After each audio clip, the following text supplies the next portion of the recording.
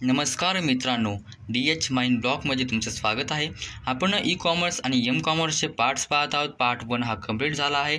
आता पार्ट 2 पाहतो आहोत. त्याच्यामधला पहिला क्वेश्चन आहे TCP/IP characteristics of TCP/IP. TCP/IP काय असतं की ते नेटवर्कला कनेक्ट करण्याचं काम करत असतं आणि ते डेटा ट्रान्सफर करतं. म्हणजे समजा तुम्ही जर समजा इथं घर आहेत आणि त्या घरं तुम्हाला इथून पार्सल पाठवायचे ह्या घरात, तर तुम्हाला त्या घराचा ॲड्रेस माहिती पाहिजे, गली माहिती पाहिजे, गाव माहिती पाहिजे. तेव्हा तुम्ही तो ॲड्रेस किंवा पॅकेट किंवा पार्सल तिथे तुम्ही ट्रान्सफर करू शकतात. म्हणून तो ॲड्रेस तुम्हाला म्हणजे माहिती पाहिजे असतो. तसंच डिव्हाइसचा पण एक ॲड्रेस असतो, त्याला आपण IP ॲड्रेस म्हणतो. IP ॲड्रेस म्हणजे इंटरनेट प्रोटोकॉल, म्हणजेच इंटरनेट थ्रू आपण काहीतरी सेंड करतोय तर तो प्रोटोकॉल असतो. आणि त्याचे काही आपण कॅरेक्टरिस्टिक्स पाहतोय, हे आपण पुढे पाहू. कॅरेक्टरिस्टिक्स काय असतात ते, कारण याच्यावर पूर्ण एक क्वेश्चन आहे. त्याचे आपण लेयर्स पाहून घेऊ. लेयर्स काय काय की network access layer. Network access layer म्हणजे काय, जो की नेटवर्कला ॲक्सेस करण्याचं काम करतो असतो. समजा हे नेटवर्क आहे, तर ह्या नेटवर्कमध्ये तू कसं ॲक्सेस करू शकेल, ही डिव्हाइस आहे आणि ह्या डिव्हाइस तो ह्या नेटवर्कला कसं ॲक्सेस करता येईल त्याला, तो ते काम करत असतो. नंतर इंटरनेट किंवा नेटवर्क लेअर, जो की आपण याला सुद्धा म्हणू शकतो की हे नेटवर्क लेअर आहे. त्याच्यामध्ये IP येत असतो, ICMP येत असतो, ARP येत असतो. नंतर ट्रान्सपोर्ट लेअर की डेटा कसा ट्रान्सपोर्ट होईल ते बघत असतो. जसं की त्याच्यामध्ये 2 टाईप्स पडतात, TCP आणि UDP. TCP म्हणजे ट्रान्समिशन कंट्रोल प्रोटोकॉल आणि UDP म्हणजे युजर डायग्राम प्रोटोकॉल.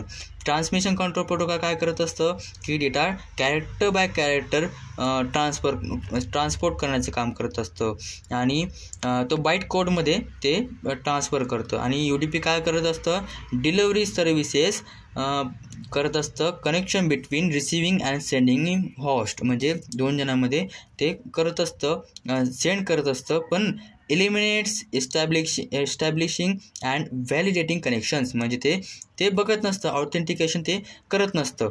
नंतर ॲप्लिकेशन लेअर काय करत असतं की ॲप्लिकेशन लेअर काय करत असतं की ते डेटा कसं ट्रान्सपोर्ट होईल, डेटा कसा सिक्युअरली ट्रान्सपोर्ट होईल याची ती काळजी घेत असतं. त्याच्यामध्ये HTTP, SSH आणि NSH पण येत असतं. ही असते आपले लेयर्स. आणि नेट कॅरेक्टरिस्टिक्स आपण पुढे पाहू काय असतात ते. दुसरा आपला क्वेश्चन आहे short note on IP addressing system आणि रिटेलिंग. IP ॲड्रेसिंग सिस्टम काय असते ते बघून घेऊ. IP ॲड्रेसिंग सिस्टम काय असते की IP ॲड्रेस असतो तो की ट्रान्सफर करत असतो डेटा पॅकेट्समध्ये आणि ॲक्युरसी पण मेंटेन करण्याचं तो काम करत असतो. जसं की IPचा मी फुल फॉर्म सांगितला, इंटरनेट प्रोटोकॉल कनेक्ट करण्याचं काम करत असतं ते डिव्हाइसला. आणि नंबर्स असतात, ते एक जो IP ॲड्रेस असतो तो एक नंबर असतो, तो ॲड्रेस आपल्याला समजत नाही. युनिक ॲड्रेस असतो, तो युनिक कॅरेक्टर असतात, ते प्रत्येक डिव्हाइसला युनिक IP ॲड्रेस दिला गेलेला असतो, असाइन केला गेलेला असतो, जो की आपल्याला समजत नाही. पण आणि त्या IP ॲड्रेसवर तो डेटा सेंड केला जातो आणि तो युनिक कोड असतो.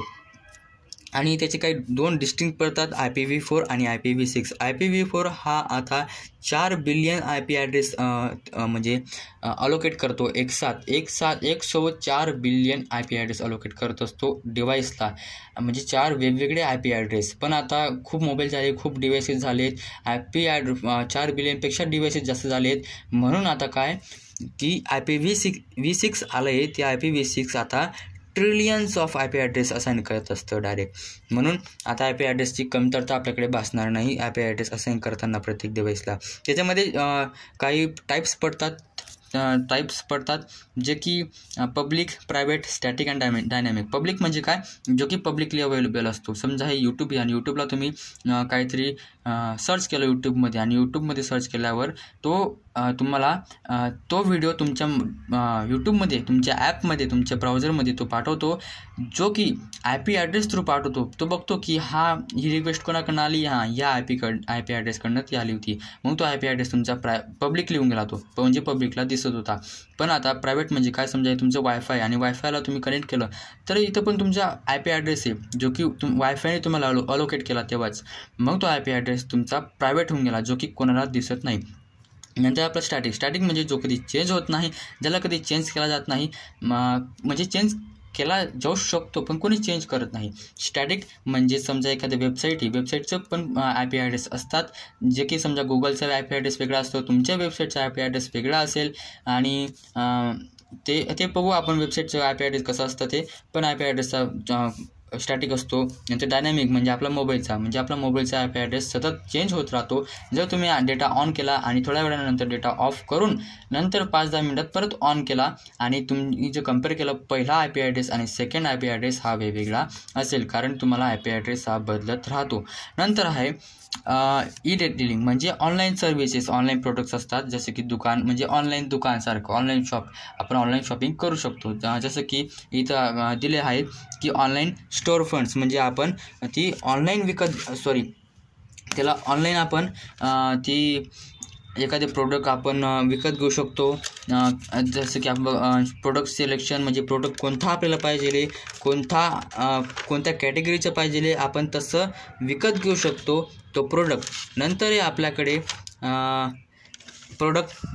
पेमेंट मेथड म्हणजे आपण कोणत्या पण debit, credit through, digital wallet through payment करू शकतो. नंतर डिलिव्हरी लॉजिस्टिक म्हणजे आपण ऑर्डर केला की आपल्या ॲड्रेसवर तो जे प्रोडक्ट येतो आपल्याला येईल. नंतर कस्टमर सपोर्ट आपण बघू शकतो. त्याच्यामध्ये कस्टमर सपोर्ट आपल्याला मिळतो, ईमेल, फोन असे आपल्याला मिळत असतात, ज्याच्यामध्ये आपल्याला काही प्रॉब्लेम आले की आपण त्याला कस्टमर सपोर्ट सारखं क्युरी पाठवू शकतो. नंतर कन्व्हिनियन्स म्हणजे कोणत्या पण वेळेस कोणत्या पण लोकेशनवरून आपण तो ॲक्सेस करू शकतो. नंतर व्हरायटी ऑफ सिलेक्शन, याच्यामध्ये आपल्याला variety of range of products दिसतात. कोणते पण प्रोडक्ट, किती पण प्रोडक्ट आणि आपल्याला आपल्या आवडीचा कलरचा आपण तो विकत घेऊ शकतो, बाय करू शकतो.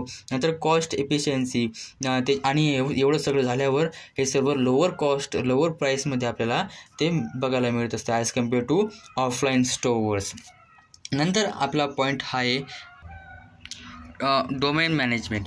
म्हणजेच डोमेन म्हणजे काय की एक युनिक वेब ॲड्रेस असतो. म्हणजे तुम्ही गुगलला जर सर्च केलं की गुगल सर्च करताच तुम्हाला गुगलचं पेज दिसेल. म्हणजे काय, गुगलचं हे डोमेन नेम आहे.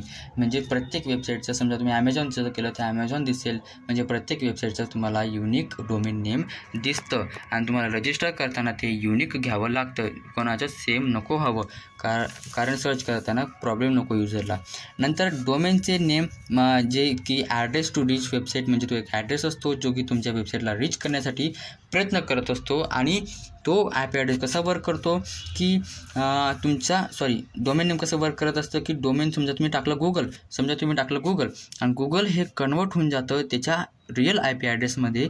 मग तो IP ॲड्रेस सर्व्हरला जातो, सर्व्हरहून मग तो सर्व्हरहून मग ते चेक करतं की हां ही IP ॲड्रेस आला आहे, हीची रिक्वेस्ट आली आहे, म्हणून मी वेबसाईटची फाईल त्या ब्राउझरला देतो. मग तो ब्राउझरला दिल्यावर मग तेव्हा ते तुमच्या ब्राउझरला लोड होतं. ते आपण इथं पाहू वेब सर्व्हरमध्ये. पण आता इथं एवढं कसं ते काम करतं ते समजलं. आता ते 3 मेजर पार्ट्सनी बनलेलं असतं. जसं की सर्व्हर नेम म्हणजेच याला आपण थर्ड लेवल डोमेन पण म्हणतो, याला सर्व्हर नेम पण म्हणता येईल, कारण हे सर्व्हरचं नेम असतं जे की डायरेक्ट सर्व्हरला कनेक्ट करण्याचं काम करत असतं. नंतर सेकंड लेवल डोमेन जे की तुमच्या वेबसाईटचं नाव असतं, मेन नेम असतं. नंतर टॉप लेवल डोमेन म्हणजे .com. हे .com काय असतं की ते डिनोट करतं ऑर्गनायझेशनसारखं.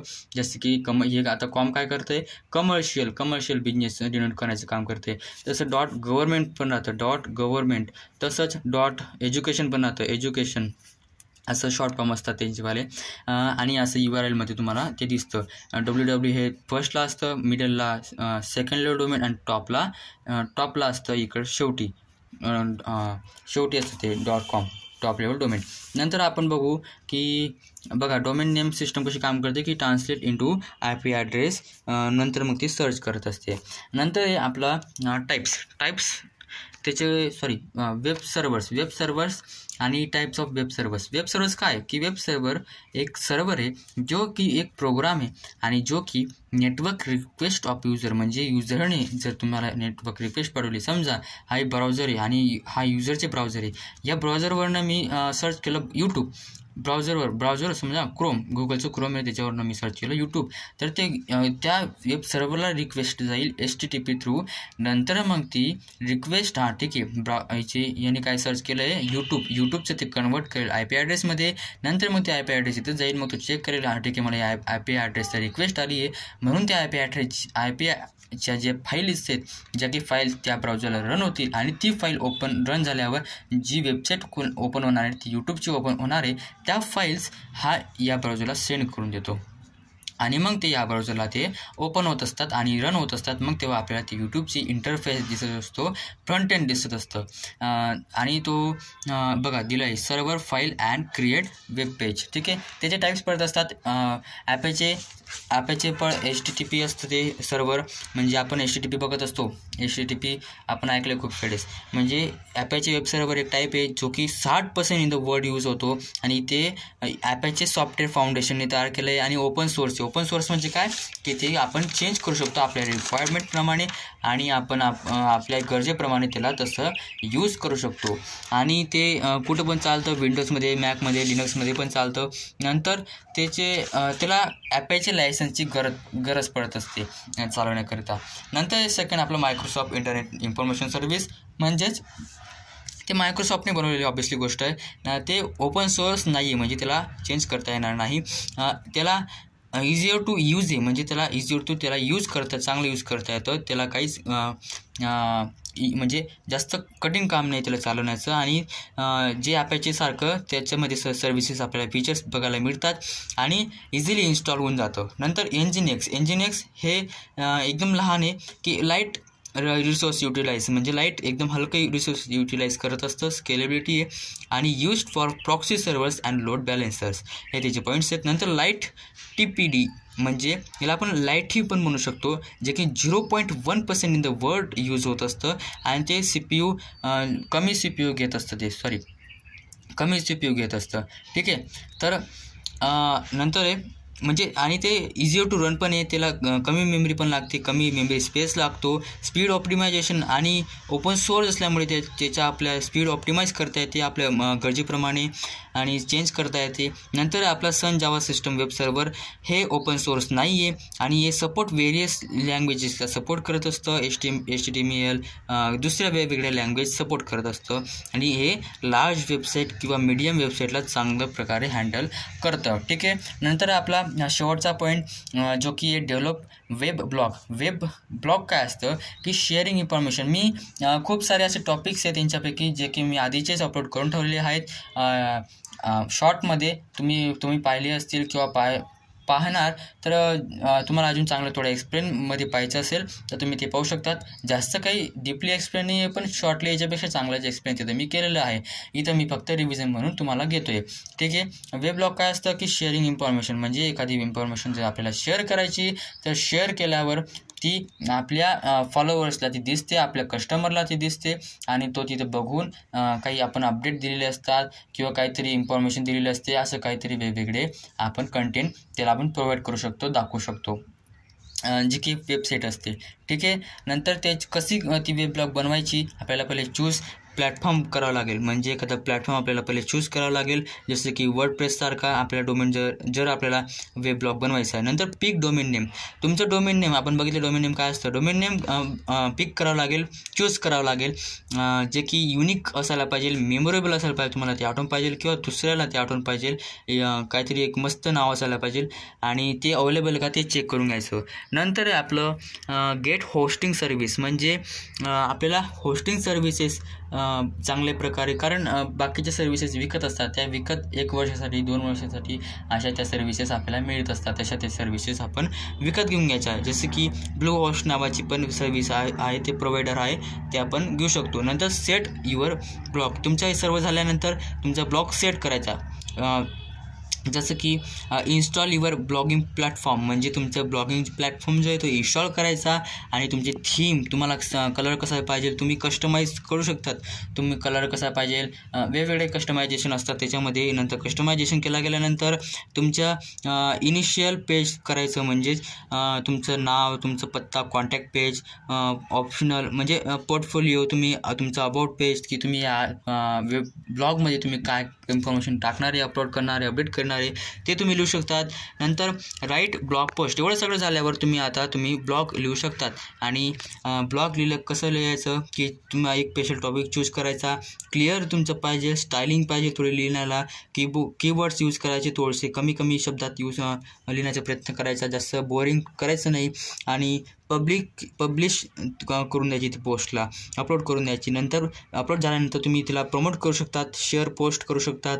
नंतर ऑडियन्सला तुम्ही एनकरेज करू शकतात, कमेंट्स ऑन करू शकतात, फीडबॅक तुम्ही घेऊ शकतात, सजेशन घेऊ शकता. तुम्ही तुमच्या जे ऑडियन्ससोबत आहे तुम्ही इंटरॅक्ट करू शकतात. आणि मेंटेन ब्लॉग तुम्ही रेग्युलरली अपडेट तो करायला पाहिजे, रेग्युलरली पोस्ट करायला पाहिजे, रिफ्रेश करायला पाहिजे. तुम्ही काहीतरी ओल्डर जो ब्लॉग आहे तो पोस्ट केलेला असेल तर त्याला अपडेट करत राहायचं नव्या ट्रेंड्ससोबत. आणि चुक्या आपल्या ओळखता यायला पाहिजे. त्याचे काही कॅरेक्टरिस्टिक्स आहेत, जसं की रेग्युलरली आपण अपडेट करायला पाहिजे, एक पर्सनल टोन पाहिजे आपली. नंतर क्रोनॉलॉजिकल ऑर्डरमध्ये पाहिजे, म्हणजेच आपण ज्या जुन्या पोस्ट आहेत त्या खाली पाहिजे आणि ज्या नव्या पोस्ट आहेत त्या वरती पाहिजे.